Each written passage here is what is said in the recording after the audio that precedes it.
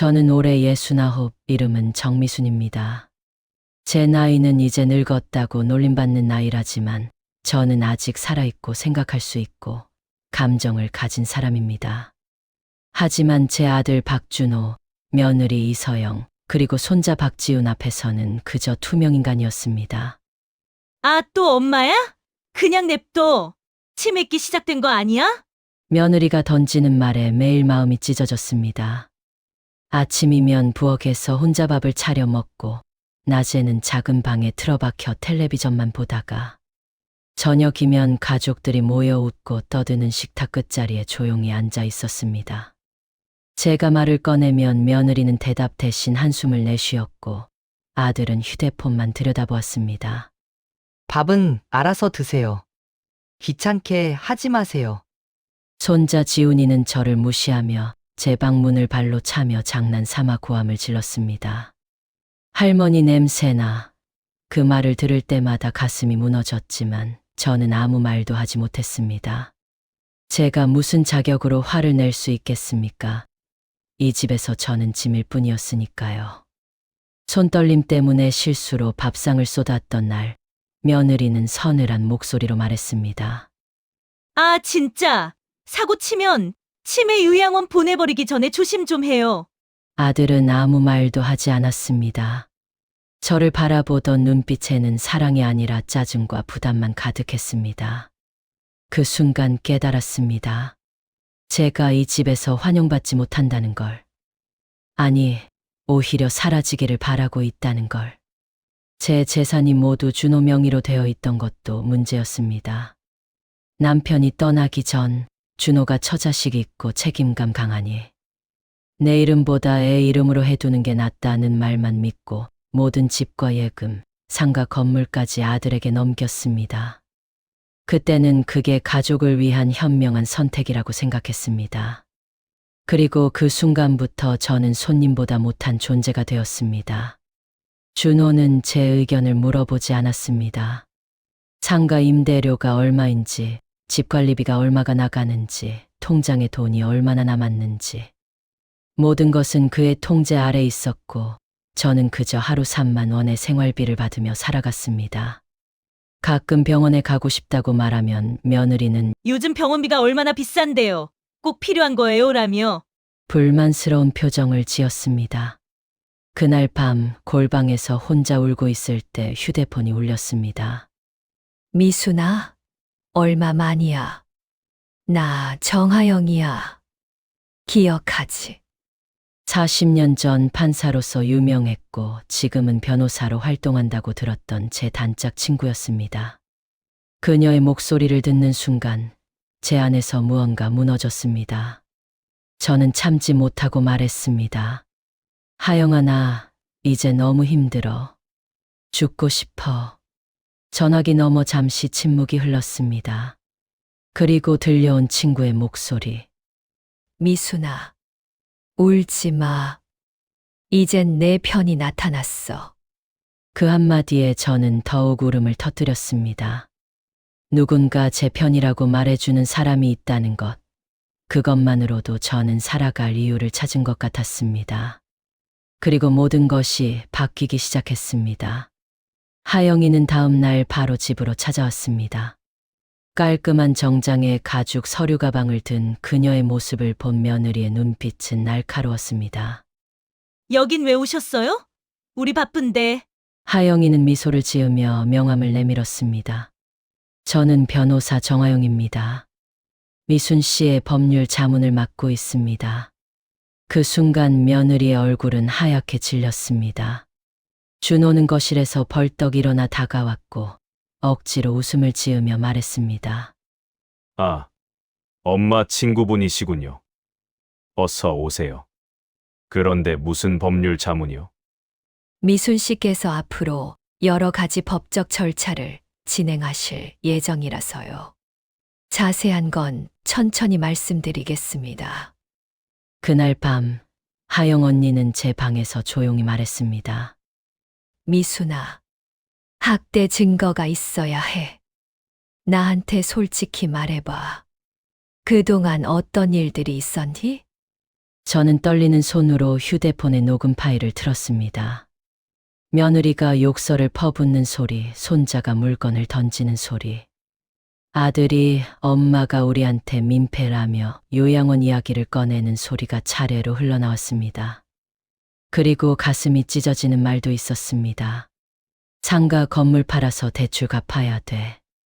엄마는 입 다물고 도장만 찍어. 하영이는 조용히 노트를 꺼내 적었습니다.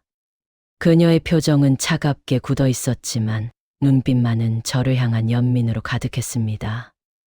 좋아. 재산 강탈, 노인 학대, 감금, 협박.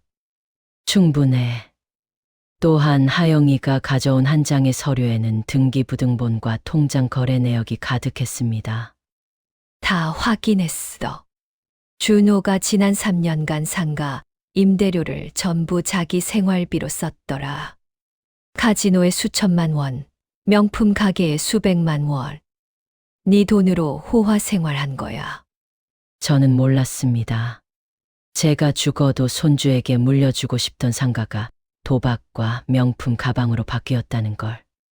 하영이는 제 손을 꽉 잡으며 말했습니다. 미순아, 내가 잘못한 게 아니야. 잘못한 건 그 사람들이야. 그날 저는 처음으로 울던 이유가 슬픔이 아니라 벗어날 희망 때문이라는 걸 깨달았습니다. 그날 이후 집안 공기는 더 차가워졌습니다. 며느리 서영은 저를 향해 노골적으로 시비를 걸었습니다. 아, 진짜. 친구 하나 불러온다고 사람이 달라졌네? 변호사? 웃기고 있어. 엄마나 잘 챙겨요. 우리한테 피해 주기만 해봐, 아주. 아들은 옆에서 절 쳐다보기조차 싫다는 듯 말했습니다. 엄마, 제발 사고 치지 말고 조용히 지내요. 우리 지금 돈 문제 때문에 예민하니까.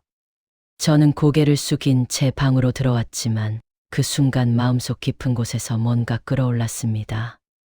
분노였습니다.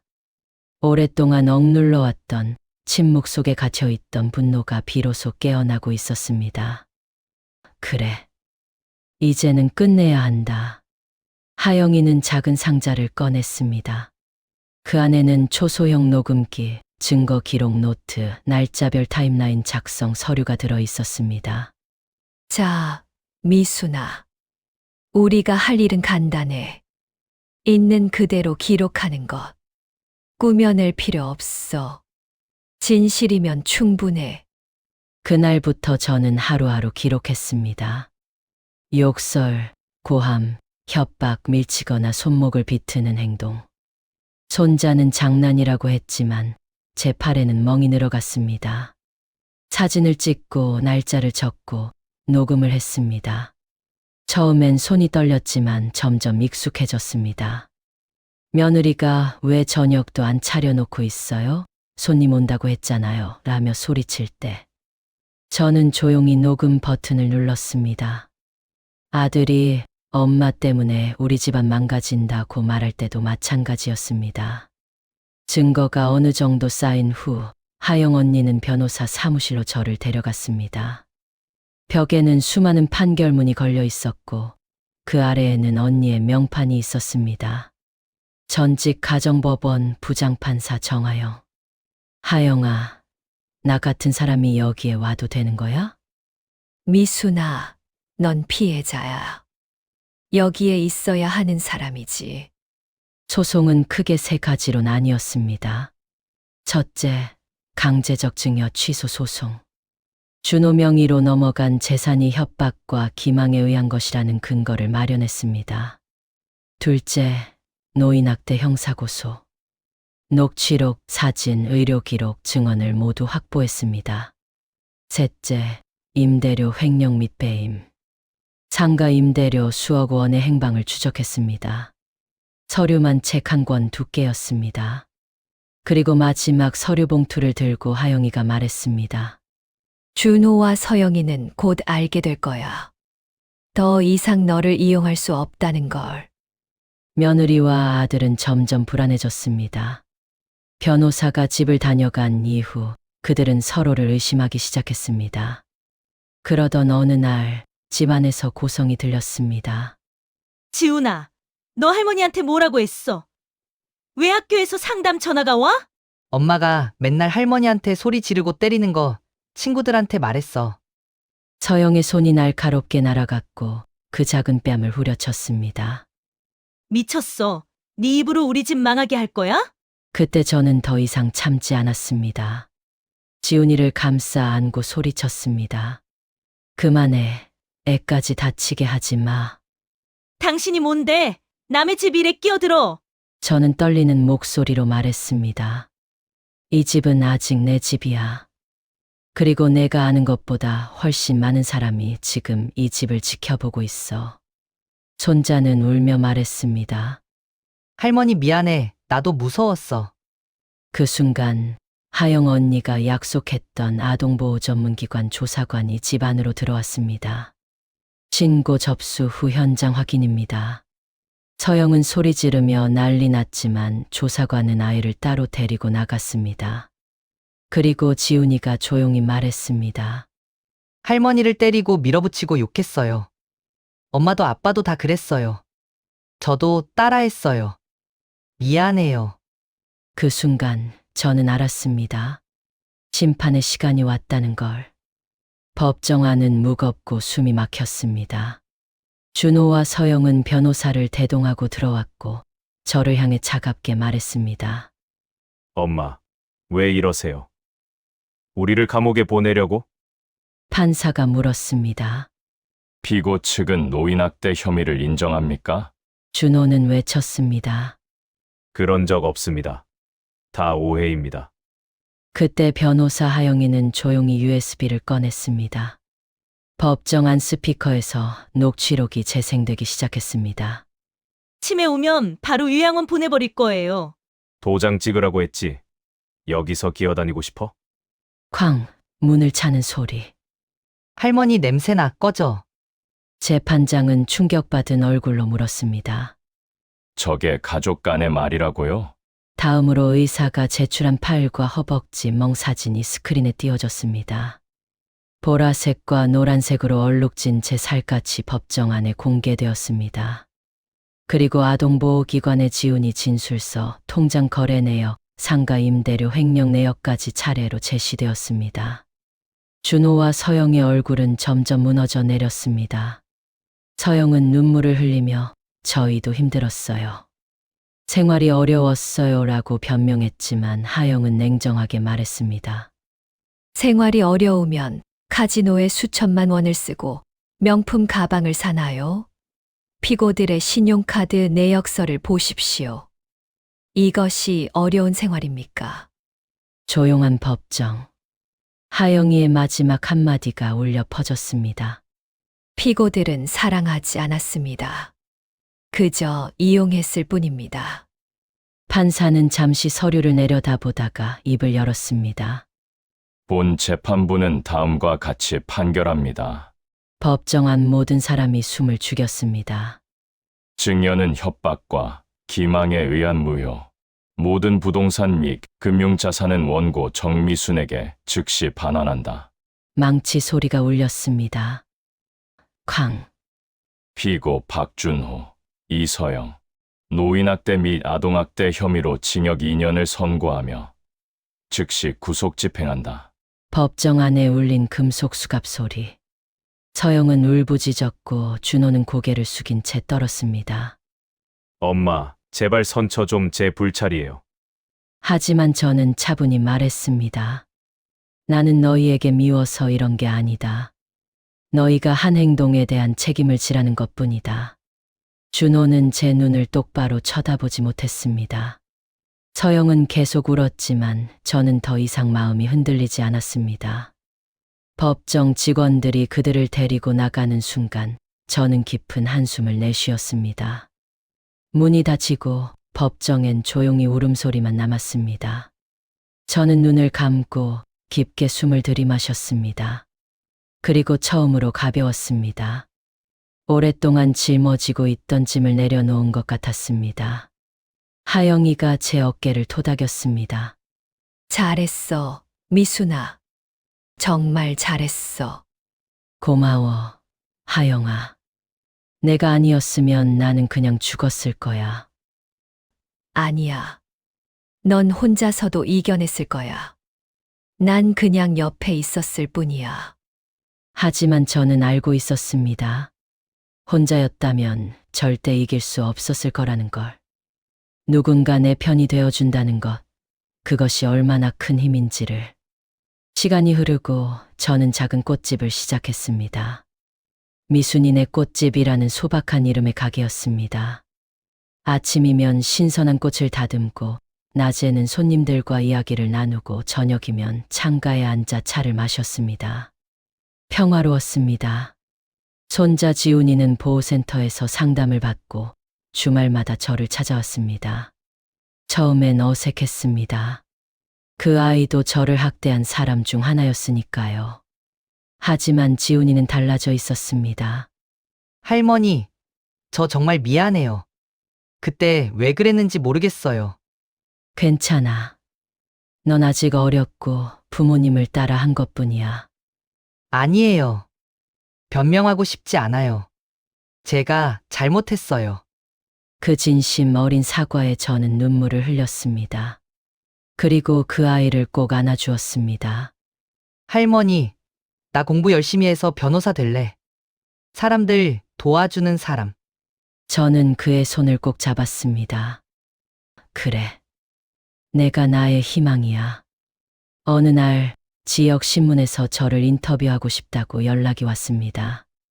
노인학대 사건으로 승소한 사례가 드물어서 많은 사람들에게 희망을 주고 싶다는 것이었습니다. 처음엔 거절하려 했지만 하영이가 말했습니다.